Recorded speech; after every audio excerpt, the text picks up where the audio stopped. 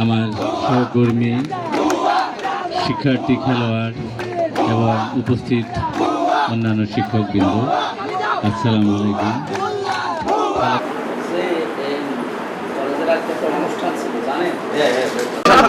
এখানে ওই যে কলেজের কিছু ছোট ছোট গাছ ছিল, ওগুলো প্রিন্সিপাল সাহেবে লাগাইছে, ওগুলো রাতের আধারে কারা কাটি নিয়ে গিয়েছে।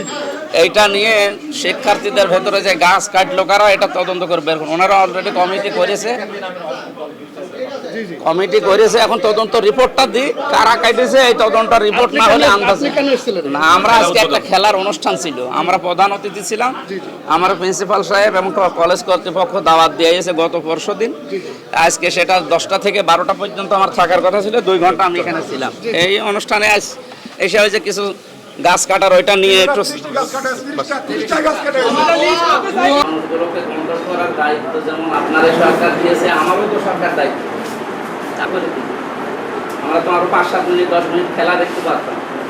তারা এই পরিবেশ আমাদের যেহেতু মাননীয় সংসদে আসলে আমাদের যাবতীয় সমস্যা এগুলো আপনি কিছু জানি না। আমি তো প্রিন্সিপাল তোমার বলেও নি যে এখানে মানববন্ধন হচ্ছে গাছ মাছ নিয়ে, আর গাছের কথা তো কাজ আমরা জানি না। আমরা ভাই এক মিনিট, আপনি যখন ঢুকছেন তখন দেখছেন যে সাধারণ শিক্ষার্থীরা মানববন্ধন করছে। কোনো কারণে কেউ যদি মানববন্ধন করে, অবশ্যই তো আপনি এখানে আমাদের যেহেতু অভিভাবক হিসাবে আছেন, আপনি অভিভাবক হিসাবে অবশ্যই কিন্তু আপনার দেখা দেয় বসাই দিয়েছে।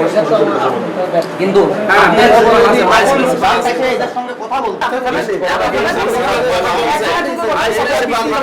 আমি কথা বলছি, কথা বলেন গাছ যদি না লাগায় তখন আমি কথা বলেন, কিন্তু আপনি যখন ছবি দেখে